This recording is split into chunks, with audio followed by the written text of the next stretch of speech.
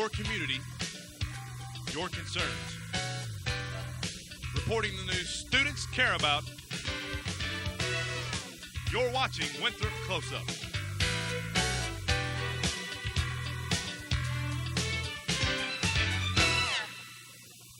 Welcome to another edition of Winthrop Close Up. I'm Josh Cassidy. And I'm Crystal Satterwhite. Thanks for joining us.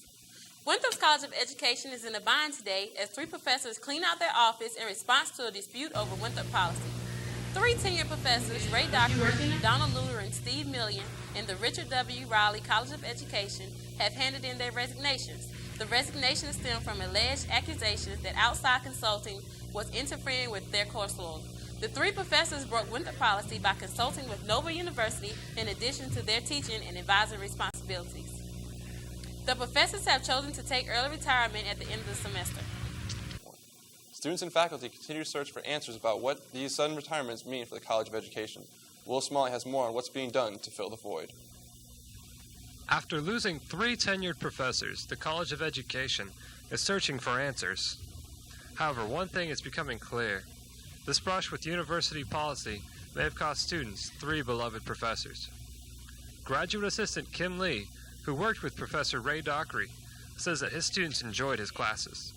I always had respect for him and a good relationship with him and heard good things about him from his students.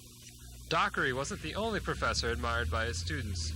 Sophomore Kevin Snow said that despite the negative situation, Professor Steve Millian always stayed positive in the classroom. He'll make comments about how, he'll be retiring and won't be here next year, but he's never been negative about, I'm ready to get out of here or anything.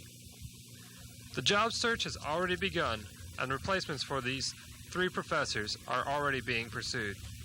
According to Department Chair Dr. Jonathan Vare, the search for 3 professors is a large task, but not uncommon.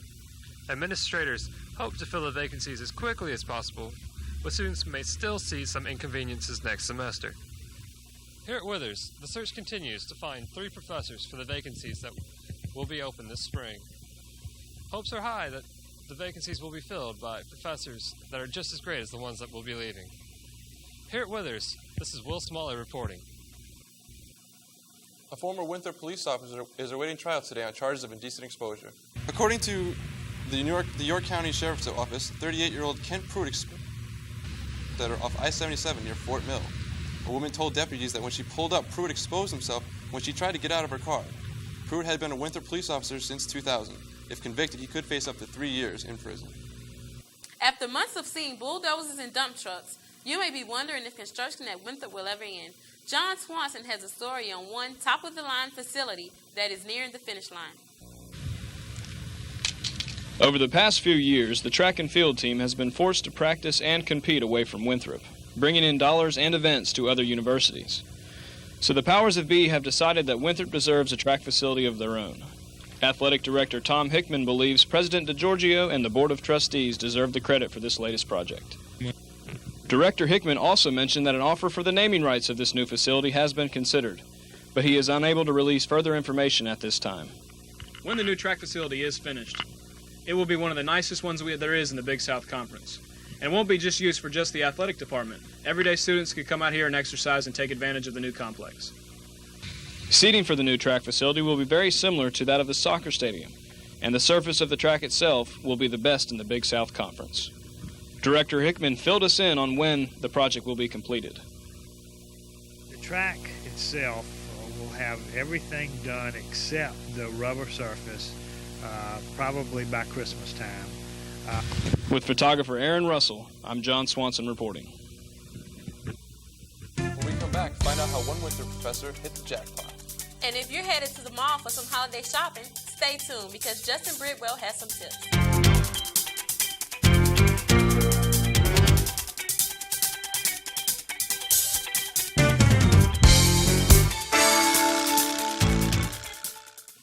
The semester may be over, but final exams are just getting started. Bree Jones has more on how you can open the book but close the door on all that stress. It's that time of year again.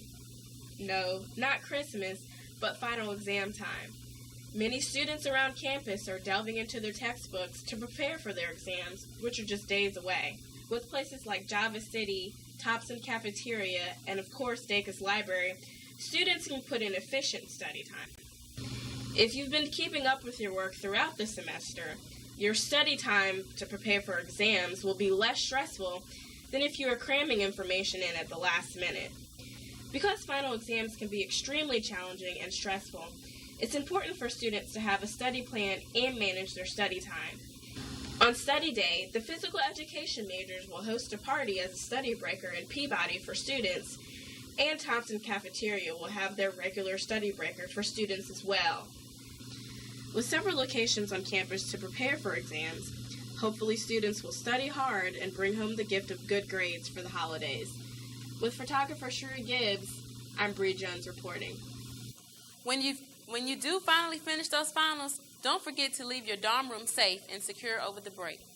While some students are anxious to go home for the holidays, others are concerned about the safety of their possessions here in the Winthrop residence halls.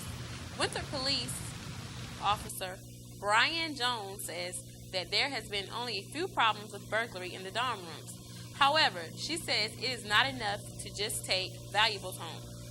She advises students to be aware as they prepare for when the you're road packing trip. your car, make sure that you leave your door locked. Most students get their stuff stolen once they leave the room, and they think, "Oh, I'm just going to be right back," and that's a prime opportunity for somebody to prey on you. If at any time you feel that your room has been burglarized, call campus police at extension 3333 to file a report. Maybe you're not concerned about your own things. You're more worried about finding the perfect holiday gift, but have no idea how to find it. Justin Beardwell has some suggestions. While some students are packing up to go home for the holidays, others are working to get some money for gifts. Unfortunately, college rarely leaves much cash for presents. Shopping is kind of hard for me. I'm a college student on budget, but I have a large family, so I probably have to do what I can. I have 2 sisters and a brother, so I probably get what I can for them. I know I have a big family. I have 2 brothers and a sister, so I'm going to be buying a lot of gifts. If money is tight and you don't want to seem like a Scrooge, there are several stores around Rock Hill, including the Dollar Tree and the Galleria Mall, that help keep both your wallet and stocking stuffed.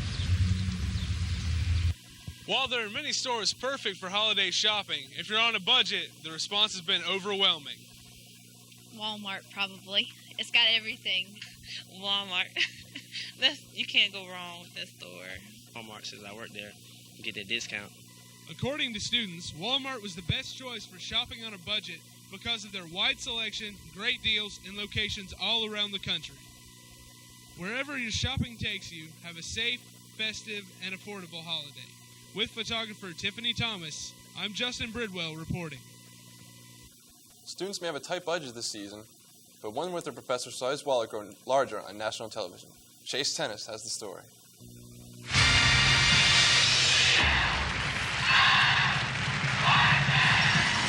Many people dream about appearing on Wheel of Fortune, America's #1 game show, and recently political science professor John Holder was able to make that dream reality. They did an open audition in Charlotte about a year and a half ago at a car dealership out in the suburbs, and I went up there. It was Friday afternoon. There were probably 5,000 people there. Although Professor Holder was not selected that day, he was asked 5 months later to try out for Wheel of Fortune. And there were about 70 of us there, and they played a couple of rounds of the mock game with us, and then we took the written test. After passing the audition, Professor Holder flew out in September to appear on the show. While there, he learned a lot of what goes on behind the scenes. Pat Sajak and Vanna White are very nice people. The set is a lot smaller than it looks on TV. The wheel is only about 5 feet wide, 5 feet in diameter. The contestants are standing next to each other, sort of shoulder to shoulder. It looks like they're kind of spread out on TV, but they're actually right next to each other. Hundreds of people appear on the show every year, but only a handful are lucky enough to walk away a big winner. And how did Professor Holder do? Very well. I'm not revealing exact totals, but I'm going to be able to go back to grad school and finish my doctorate. The episode featuring Professor Holder will air Monday, December 20th. When we come back, Ayanna Austin has your cultural event calendar. And big things are happening in Winthrop Sports. The Winthrop volleyball team is headed to their third straight NCAA tournament. Where will they go? We'll tell you right after this.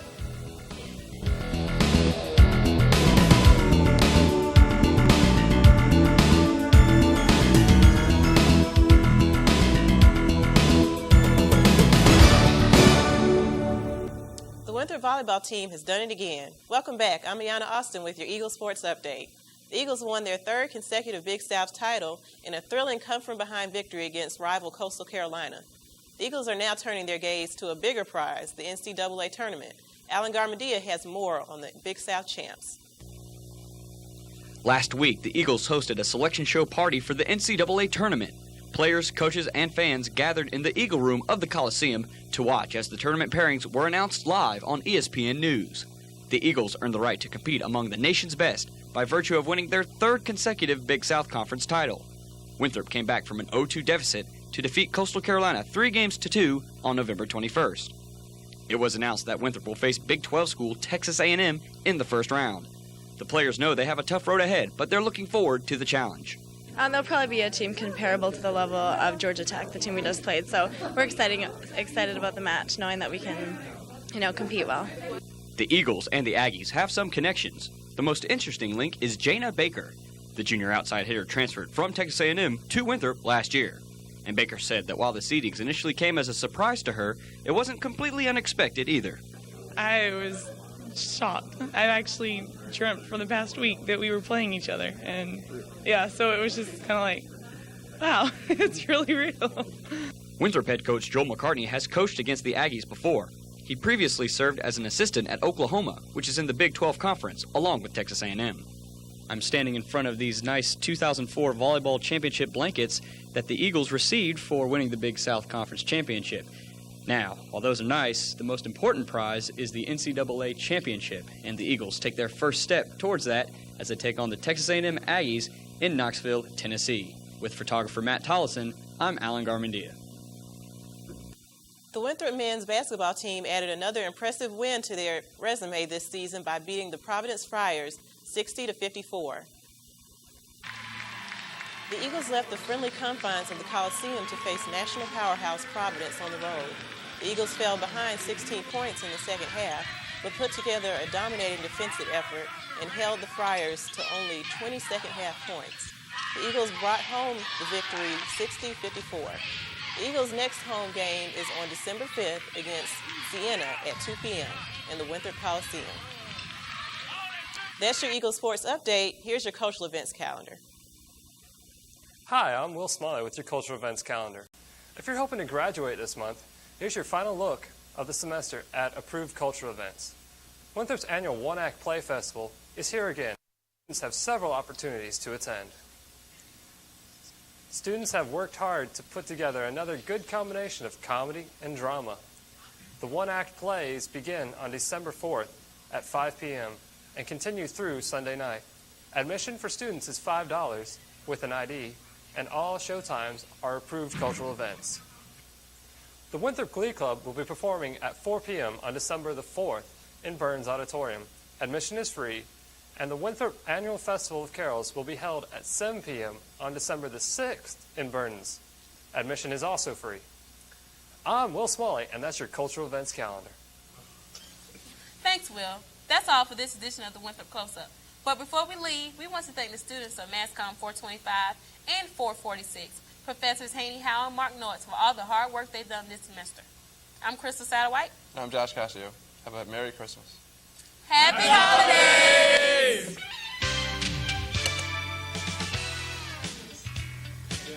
That's right. Oh. I did not mean to say Merry Christmas.